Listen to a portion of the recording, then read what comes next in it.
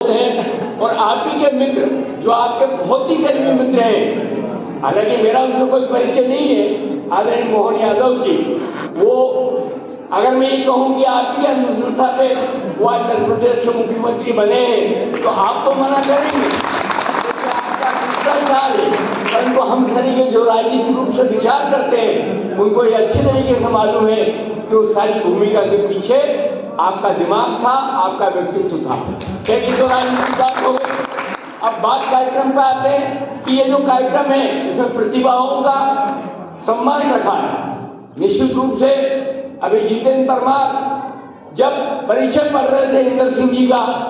तो मैं उसको बहुत ध्यान से सुन रहा था, क्योंकि जितेंद्र परमार खुद एक प्रतिभा संपन्न है और यहाँ हम सब लोग बैठे जो सब भी प्रतिभा संपन्न है, कोई कम है कोई ज्यादा है, पर है सब। जब भी तो हम यहाँ आमंत्रित थे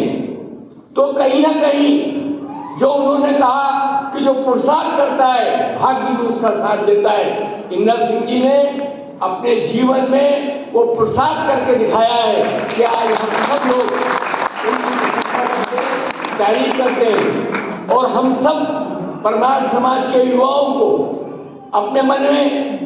ये बिल्कुल संकल्प रखना चाहिए कि अगर हम वकालत के क्षेत्र में हैं तो खूब पढ़ लिख के वकालत करें। किसी जज की वो नहीं करें कि हमारा काम कर दीजिए सर, हम कानून की किताब बताएं कि इस कानून की किताब में ये लिखा है कि साहब आपको ये करना चाहिए। अगर हम डॉक्टर हैं, हमारे परिवार का डॉक्टर भूपेंद्र यहाँ बैठे हुए हैं, जब वो अपनी प्रतिभा से चयनित होके हमारे आस्था में आए तो कई सारे लोगों ने हमसे पूछा कि भूपेंद्र परमार कौन है। मैंने कहा हमारे ही परिवार का है। अब मान लीजिए अगर भूपेंद्र परमार नहीं पढ़ते, उनमें प्रतिभा नहीं होती, तो कौन हमसे पूछता कि कौन भूपेंद्र है। तो निश्चित रूप से आदरणीय इंदर सिंह जी साहब का और मेरा परिचय भी कहीं ना कहीं किसी ना किसी एक व्यवसायिक काम से ही हुआ था और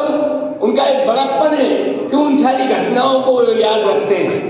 हम राजनीति करें, आज गांव-गांव में मैं देखता हूं, जाता हूं, एक ही बात होती है, एक ही बात, कहीं भी चले जाओ एक ही बात, भारतीय जनता पार्टी कांग्रेस।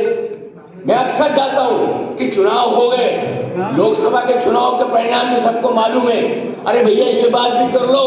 कि हमारी गेहूं की उपज कितनी हो रही है, क्यों नहीं बढ़ पा रही है, हमारी गेहूं की किस्में कौन कौन सी हैं, हमारी सोयाबीन की किस्में कौन सी हैं, हमारे खाद कौन से अच्छे आ रहे हैं, हमारे प्राकृतिक खाद कौन से अच्छे आ रहे हैं। जब ये हम करेंगे तो हमारा किसान आगे होगा। कल हमारे निवास पर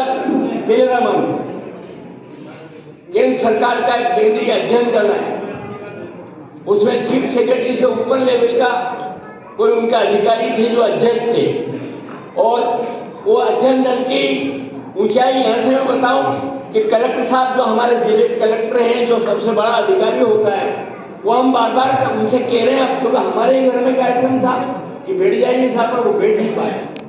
वो क्या देखने आए थे, हमने 2 ट्रैक्टर पे लोन लिया था आप ही की सरकार,